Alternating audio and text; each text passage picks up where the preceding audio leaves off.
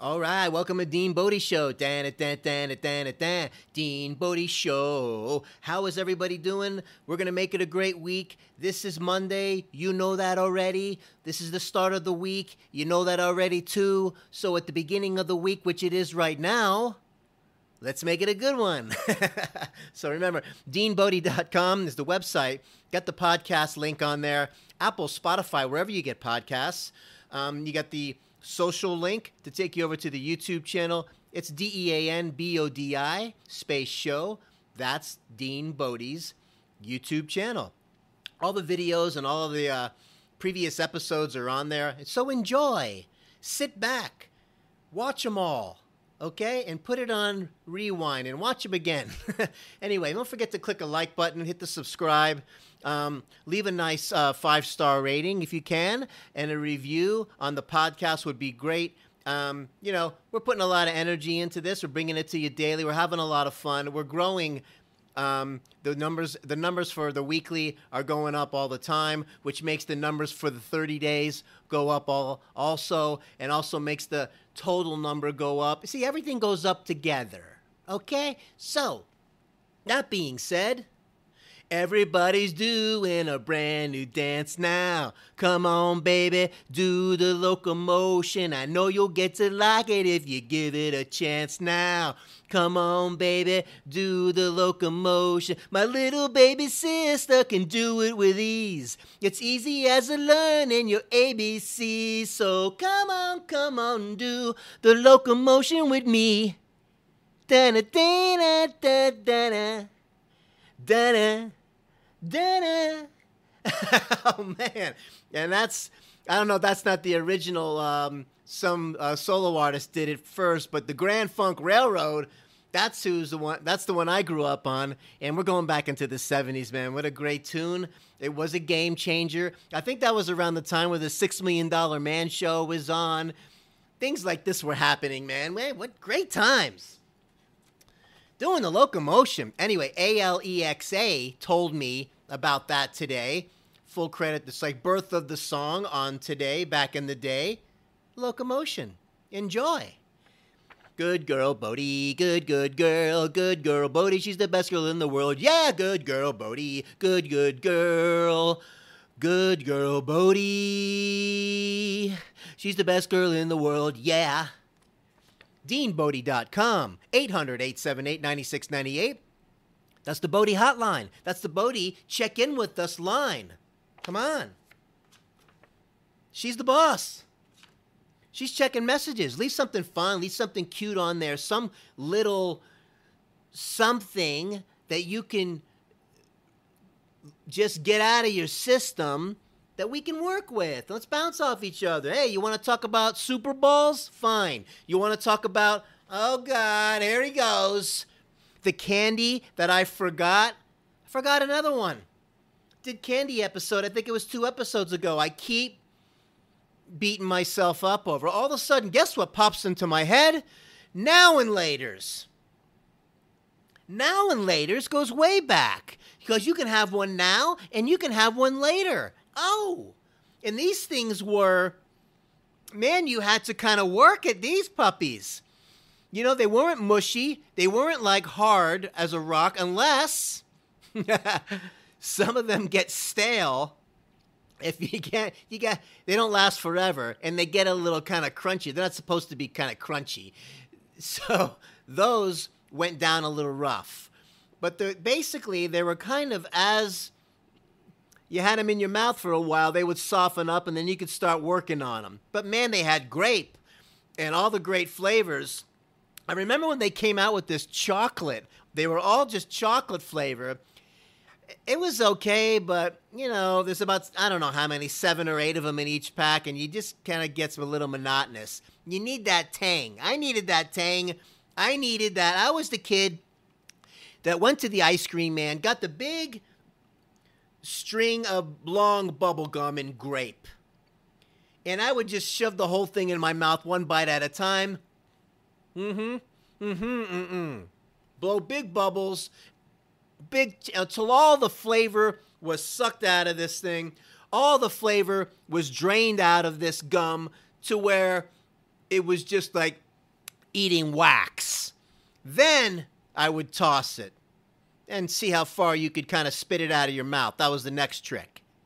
Okay, so that's the candy I forgot, the now and later, which kind of falls into what came a little later, the Starburst and stuff. But now and later's going way back. Loved them. Love the grape ones. So that being said, I had to fix myself again with the candy thing. They keep popping in my head like a crazy person.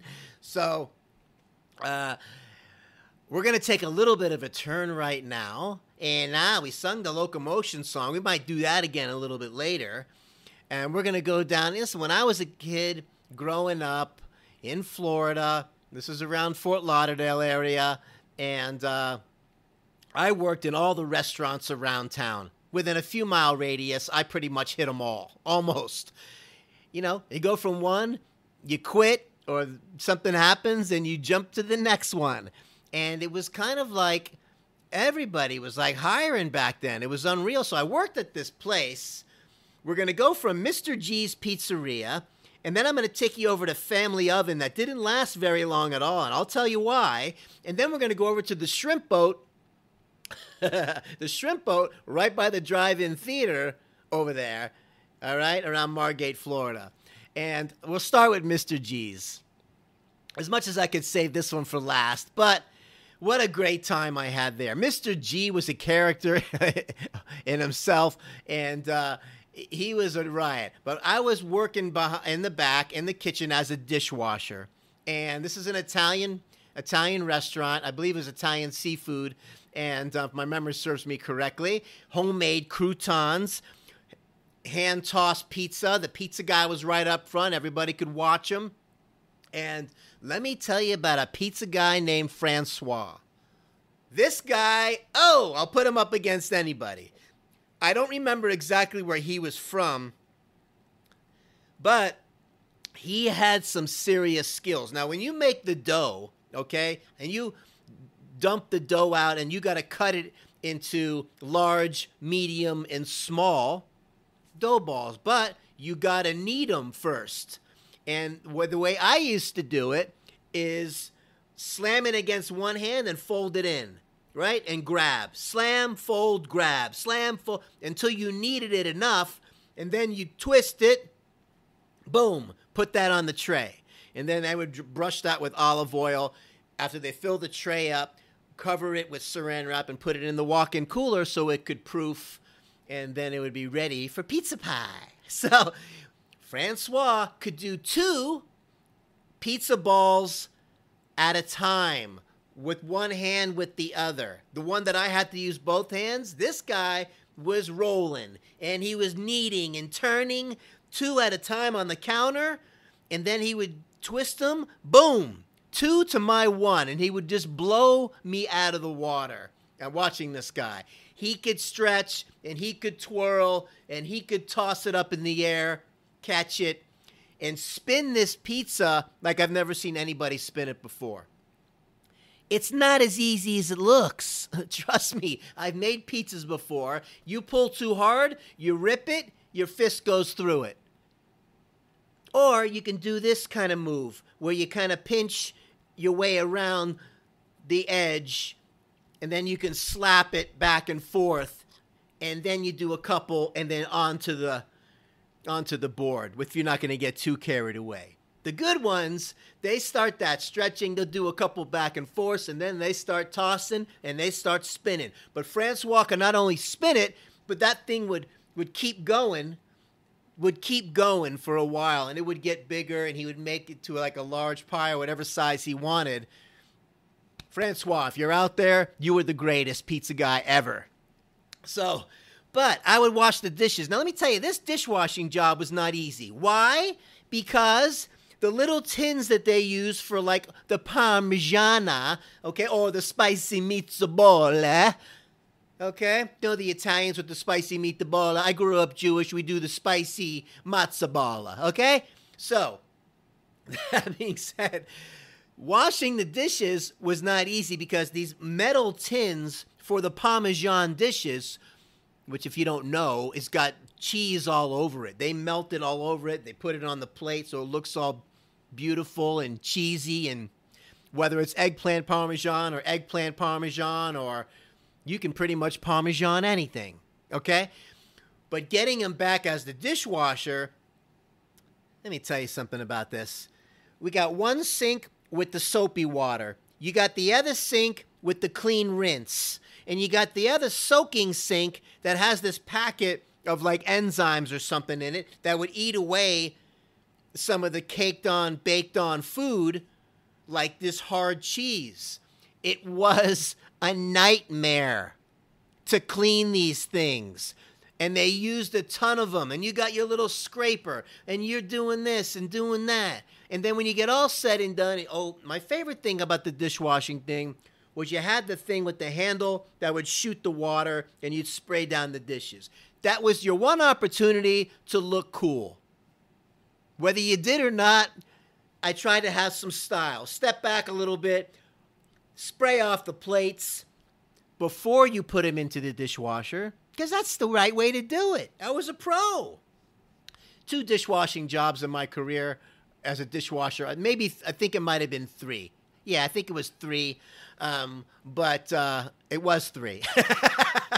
But you do what you got to do, man. And so you spray them down, then you put them in the dishwasher, slam the door closed, and the automatic dishwasher would do its thing, come around the other side after it did the drying cycle, and boom, then you could put the dishes away, and it was a constant flow. And you would let those tins with the soaked on cheese and all of the stuff that was so difficult to clean, you'd let them soak in the enzyme water, whatever that stuff was. I'll get to it later. Because it interfered with let's just spray and push and slam. Spray and push and slam. Then it was fun. Or, rather than diving into all of this scraping and all, you kind of it was one of those things. Now, Mr. G was a stickler. Not only did he walk by you once in a while and give you a goose and scare the daylights out of you, I'll just leave it at that. Anyway, God rest his soul, Mr. G. And I had some great times at this place. But he would check all the dishes and the pots and those things you got to scrape. He would go and recheck all your work because the pots were hanging up from the ceiling. He would come and do his little Mr. G inspection, looking around and say, why is that on there? Wash these 3 over again. Oh, thank you, Mr. G. Or here's these 6 little tins back. You missed that little speck of cheese in the corner. Got to redo these. The dishwasher always gets done last in the entire restaurant. Gotta wait. You're the one that takes the last bit of garbage out. You're the one that does this, and on it goes. But we made the most of it. Back in the day, we would take a little, I don't know. I'm just saying. Somebody said one time a 6-pack of Heineken, whatever, once in a while would make it into the trash can as we wheeled it outside. I don't know. Somehow by the trash can, there used to be a few 6-packs of beer. I don't know. Maybe someone gave us a gift. Because after work, before I get into this, they would set us up. The busboys and the dishwashers would get set up by the pizza guy and the cook, Nate, I remember. And these guys did a great job. Some of the funny stuff was Mr. G would come in and check out the sauce. And Nate has been working as a chef for forever, working for Mr. G, I don't know, over 10 years. But Mr. G would come by, do a little taste. Don't you think it needs a little more salt? And Nate would look at him and go, no. And Mr. G would go, okay. And these two had an energy back and forth. It was a comedy show. It really was. But they would set us up because they would ask us to go into the walk-in and get a rollatini, which was like a veal rolled over in some spinach or something like that. And they would all be kept in the walk-in. Go get me, I need this, or I need some of this. And whatever was in the walk-in was a setup sometimes, not all the time. Sometimes it was legit, they really needed it. But you go in there, and then all of a sudden, the pizza guy, the cook, and they'd go in there and there would be like a slugfest. The lights would go out in the walk-in and it would be a slugfest, and then they would fly out of there and go back to work. And it was such a closed environment, that little kitchen. But this is how we got through it, man. Was so much fun. We would go out after work to the Fort Lauderdale Strip together. When Nate got his brand new Toyota Celica, this thing was gorgeous. Red. Back in the day, this car was the bomb. And we would take that car down to the Strip. We would put in tapes like from like Nazareth. Now you're messing with the son of a... and it would go into that and all our favorite rock and roll tapes, man. And go down to the Strip and, you know, some wine in the back, a little this, a little that. And we'd go down there and we'd be ready to go. You know, we're talking in the 80s, man. This was just like, it was unbelievable. The mindset back then, it was just such a good time all the time. But shout out to Mr. G's Pizzeria. So much fun there. The dishwasher, Francois the pizza guy, Nate the cook. Man, and all the waitresses and everybody there was so awesome. Great memories from there, and nothing negative to say at all. And so from there, I worked at a place called Family Oven. Now, I got this job from a good friend of mine. His mom was from Germany. She worked there as a waitress. The people that owned the place were Greek from Greece. Big time. And if you ever work for the Greeks, they got a little temper. Okay? So, I came from busboy. Okay, I know what I'm doing. And I used to race the other busboy over at Pier 441, okay? We would race each other. Nobody was faster than us. When I got to, after a few jobs later, made a round, when I got to the Family Oven and worked for the Greeks, all of a sudden I was slow according to them. Let's go, let's go. You got to get this table. We got to get going. People are waiting. Constantly on you. I mean... So that job lasted maybe, I don't know, a couple of weeks of getting yelled at in my ear all the time. Bye-bye. That's my Family Oven story. Not a very good one. But you take the good with the bad. And I rolled over to a place called the Shrimp Boat as a dishwasher. Now, this one has got a couple funny stories attached to it. Got the Shrimp Boat, you're back. It was a nice, quaint little... you know, seafood Italian kind of place. And I was back, of course, way in the back as the dishwasher.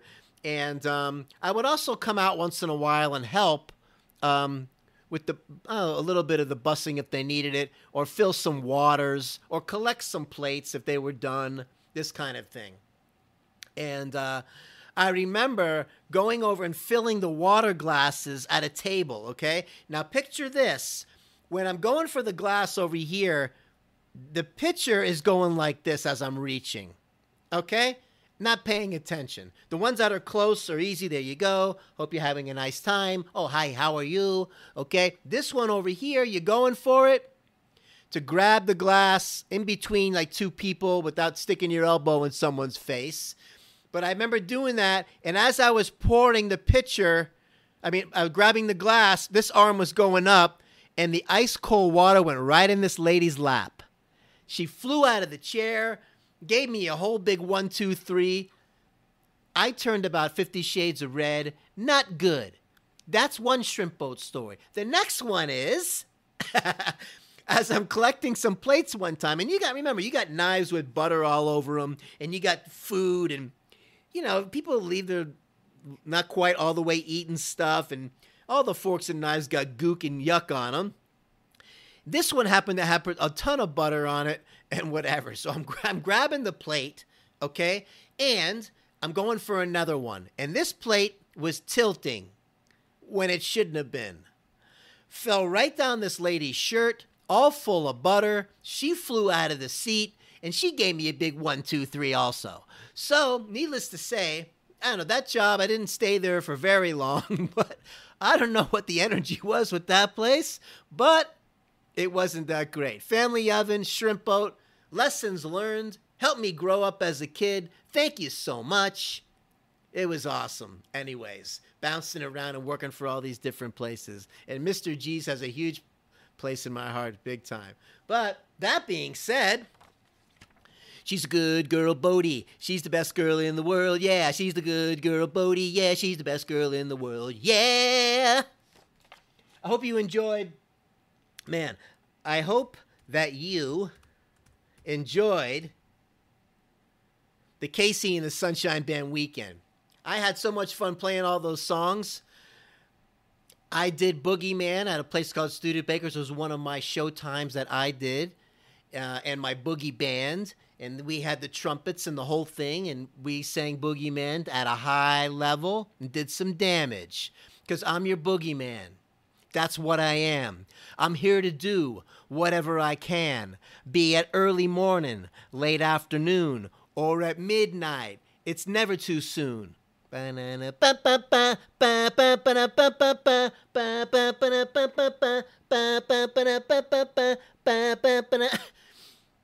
Unreal. I'm just giving you a little Boogeyman teaser because if I'm going to do the whole thing and really blow it out and show you guys, it's going to take a little warm up in the right outfit. Okay, so stay tuned for that, and that's how we're going to do it.